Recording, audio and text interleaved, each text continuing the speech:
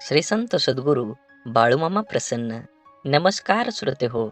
आज आपण श्रवण करत आहात माझ्या आवाजातून श्री संत सद्गुरू बाळूमामांचा संदेश. हा संदेश तुम्ही नक्कीच उघडला असेल तर तुम्ही शेवटपर्यंत बघा. तुमच्या मनात देवाबद्दल भाव आहे आणि बाळूमामावर तुमचा संपूर्ण विश्वास आहे. नक्कीच मामा तुमच्या संकटांना दूर करून तुम्हाला तुमच्या जीवनातील अडचणी सोडवण्यासाठी नक्कीच प्रयत्न करतील. हा संदेश शेवटपर्यंत बघा आणि चॅनलवर नवीन असाल तर चॅनलला सबस्क्राईब करून शेजारील बेल आयकॉन नक्की प्रेस करा. सुखी समाधानी आनंदी जीवन कसे जगावे? आपल्या जीवनामध्ये सामंजस्य व सहकार्याची भावना हे माणुसकीचे एक रूप आहे. शिवाय माणुसकी जपणूक केल्यामुळेच आपण इतर प्राण्यांपेक्षा वेगळे ठरतो. पण आपण कधी-कधी पुढे जाण्याच्या स्पर्धेचा धोका, कपट, देखाव्याचा आसरा घेतो. खरं तर हे सर्व काही आपण आपल्या आनंदासाठी करत असतो. पण इतकं करूनही शेवटी आपल्याला पदरात दुःखच येतं. कारण तो रस्ता चुकीचा असतो. म्हणून सुखी जीवनासाठी काही टिप्स तुम्ही फॉलो केल्या पाहिजेत. आवडतं काम करा. काही लोक आपलं दैनंदिन काम आपण सामाजिक कार्यात सक्रिय राहतात. काही लोक धार्मिक कार्यात सहभागी होतात. तर कुणी आपल्या आवडत्या कामात चित्रकला किंवा गायनाच्या क्षेत्रात आपलं कौशल्य दाखवतात. तज्ज्ञांच्या मते असे करणाऱ्या लोकांना मानसिक शांती आणि समाधान मिळते. आवडत्या व्यक्तीसोबत वेळ घालवा. आनंदी राहायचं असेल तर आपल्या आवडत्या व्यक्तीसोबत वेळ घालवा. ही व्यक्ती कोणीही असू शकते. आपण ज्याच्यावर प्रेम करतो आणि जे आपल्यावर अथांग प्रेम करतात तेही माणसं. हा भावनेचा भुकेला असतो. मनुष्य आणि रोबोटमध्ये फरक फक्त भावनेचा आहे. जे लोक आपली काळजी घेतात त्यांना आपल्या प्रत्येक गोष्टीची चिंता असते. अशाच लोकांना वेळ आणि प्रेम दिलं पाहिजे. सरळ जीवन जगा. आपली आर्थिक आणि सामाजिक स्थिती पाहूनच जीवन जगलं पाहिजे. दुसऱ्यावर आपला चांगला प्रभाव पडावा म्हणून विनाकारण पैसे उडवण्याच्या वाचलेल्या पैशांची बचत करा. शिकलं पाहिजे. वस्तुस्थिती पाहूनच खर्च करायला हवा. नेहमी आपल्यापेक्षा कमी दर्जाच्या लोकांना डोळ्यासमोर ठेवून चालल्याने मनातील द्वेष कमी होतो. प्रामाणिकपणे वागा. मनुष्याच्या अंगी प्रामाणिकपणा असणं खरंच खूप गरजेचं असतं. यामुळे माणसाला मानसिक शांतता मिळते. मनात कपट असणाऱ्या व्यक्ती नेहमी काळजीतच असतात. कारण त्यांना कोणतीही गोष्ट करण्यासाठी खोट्याचा आसरा घ्यावा लागतो. त्यातूनच त्यांना आपलं बिंग फुटता की नाही याची भीती वाटते. शेवटी तुम्ही वचन पाळलं पाहिजे. अनेक लोक विचार न करता दुसऱ्यांना वचनं देतात, पण ती पूर्ण करता येत नाहीत. अशा प्रवृत्ती आपल्याला सामाजिक प्रतिमेवर वाईट प्रभाव पाडते. या उलट वचन पाळणाऱ्या लोकांना सगळ्यांचं प्रेम आणि विश्वास मिळतो आणि त्यांच्यावरही लोकांचा विश्वास असतो. जीवनात तेच आनंदी राहू शकतात जेही जगण्याची कला शिकतात. तोच माणूस जीवनातील प्रत्येक क्षणांचा आनंद घेऊ शकतो. कारण त्याला माहीत असतं की जगात कोणतीही गोष्ट परिपूर्ण नाही. प्रत्येक माणसामध्ये प्रत्येक गोष्टीत काहीतरी कमतरता असते. जर तुम्हाला आनंदी राहायचं असेल तर जगातील कोणतंही दुःख तुम्हाला जास्त काळ दुःखी ठेवू शकत नाही. जगातील कोणतीही शक्ती तुम्हाला आनंदी होण्यापासून रोखू शकत नाही. तुम्हाला खरंच आनंदी व्हायचं असेल तर आयुष्यात नेहमी तुमचं मन सांगेल ते करा. सर्वांचं ऐका, पण तुमच्या अंतर्मनाचा ऐका. आनंद तुम्हाला जीवन जगण्याची प्रेरणा देतो. असेच बाळूमामांचा संदेश तुम्ही शेवटपर्यंत बघा. तुमची सर्व अडलेली कामं ही नक्कीच पूर्ण होतील आणि तुमच्यावर आणि तुमच्या कुटुंबावर बाळूमामांची कृपादृष्टी ही अखंड राहील. बाळूमामा म्हणतात, नक्कीच जीवनामध्ये आनंदी राहण्याचे सोपे मार्ग आहेत. सुंदर क्षण लक्षात ठेवा. आयुष्यात जेव्हा कधी तुमचं मन दुःखी असेल तेव्हा तुमच्या भूतकाळातील सुंदर क्षणांची आठवण करा. उदाहरणार्थ, लहानपणीची खोड, मित्रांसोबतची मजा, एखाद्यासोबत घालवलेले सुंदर क्षण किंवा चित्रपटातील मनोरंजक दृश्य लक्षात ठेवा. तुमच्या उदास चेहऱ्यावर आपोआप हसू येईल. कोणाकडून ही अपेक्षा ठेवू नका. आयुष्यात नेहमी आनंदी राहायचं असेल तर इतरांकडून अपेक्षा करणं सोडून द्या. कारण प्रत्येक वेळी प्रत्येक जण तुमच्या अपेक्षा पूर्ण करू शकत नाही.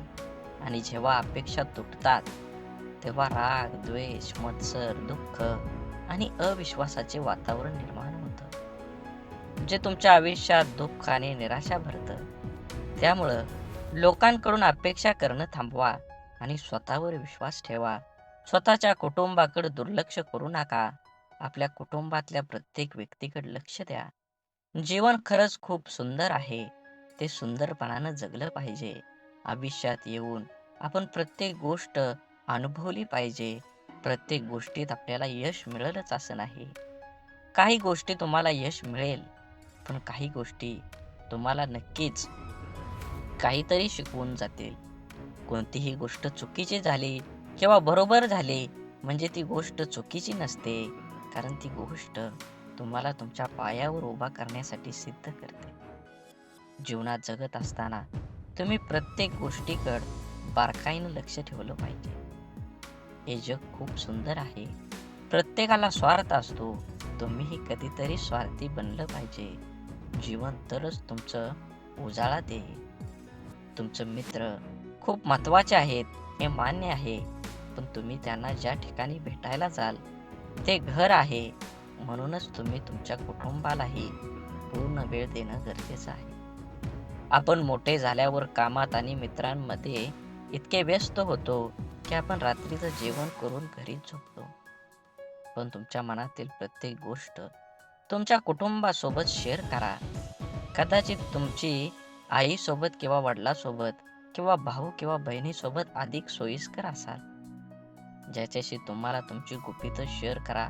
असं केल्यानं जेव्हा जेव्हा तुम्ही संकटात असता तेव्हा कुटुंबातील एक अधिक विश्वासार्ह व्यक्ती तुम्हाला त्या संकटातून बाहेर काढू शकते. तुमच्या काही त्रुटी आहेत हे मान्य करा. प्रत्येक व्यक्तीची ताकद आणि कमकुवतपणा वेगवेगळा असतो. आपण आपल्या कमकुवतपणामुळे ओळखून त्या स्वीकारल्या पाहिजेत. होय, या जगात अशा अनेक गोष्टी आहेत ज्या आपण करू शकत नाही. जगात असे काही लोक आहेत जे आपल्यापेक्षा चांगले आणि चांगले काम करू शकतात. हे आपल्या स्वीकारावे लागेलच. मी असं म्हणत नाही की तुम्ही फक्त तुमच्या चुका स्वीकारा. तुम्ही तुमच्या उणिवा ओळखा आणि त्या सुधारण्याचा प्रयत्न करा. प्रत्येक व्यक्तीमध्ये दोष असतातच, पण जो त्या वेळेस सुधारून स्वतःला सांभाळतो तो पुढे जातो. नेहमी सकारात्मक विचार करा. आनंदी राहण्यासाठी आपण नेहमी सकारात्मक विचार केला पाहिजे. नकारात्मकतेचा मनावर आणि शरीरावर विपरीत परिणाम होतो. असं झालं तर काय होईल, तसं झालं तर काय होईल, सर्व प्रकारच्या नकारात्मक विचारांना फटकारणं इत्यादी यातून तणावाशिवाय काहीही मिळणार नाही. नेहमी आनंदी वाटून घ्या. शेअर केल्याने आनंद वाढतो. हेही तुम्हाला ऐकलं असेलच. त्यामुळे तुम्हालाही नेहमी आनंदी राहायचं असेल तर आजपासूनच आनंद वाटायला सुरुवात करा.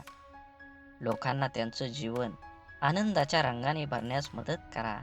यामुळे तुम्हाला आतून आनंद मिळेल.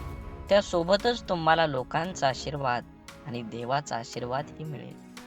लक्षात ठेवा, तुम्ही जगाला जे काही देता त्याच्या दुप्पट परतावा मिळेल. जीवन आनंदी होण्यासाठी आवश्यक असलेले अनेक गोष्टी मी करीन.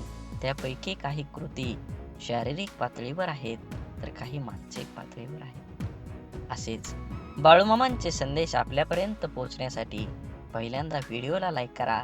चॅनलवर नवीन असाल तर चॅनलला सबस्क्राईब करून शेजारील बेल आयकॉन नक्की प्रेस करा, जेणेकरून येणारे असेच बाळूमामांचे संदेश आपल्यापर्यंत लवकर पोहोचतील आणि तुमच्यावर आणि तुमच्या कुटुंबावर बाळूमामांची अथांग अशी कृपादृष्टी राहील. बाळूमामा म्हणतात, शारीरिक पातळीवर कृतींपैकी सर्वात महत्त्वाची कृती म्हणजे स्वतःच्या शरीराची काळजी घेणं. स्वतःच्या शरीराची काळजी घेण्यासाठी प्रथम स्वतःच्या शरीरावर मनापासून प्रेम केलं पाहिजे. स्वतःचे शरीर नीटनेटकं देखणं राखायचं इतकं की कोणालाही भेटल्यावर ती व्यक्ती आनंदित प्रसन्न झाली पाहिजे. शरीर फक्त बाह्य समजून ते देखणं होणार नाही. ते सतेज, सदृढ, निरोगी राखलं पाहिजे. त्या दृष्टीनं मी किंवा तुम्ही योगासनं किंवा व्यायाम सुरू करायलाच पाहिजे. नियमित व जीवनसयुक्त आहाराचा अवलंब करा.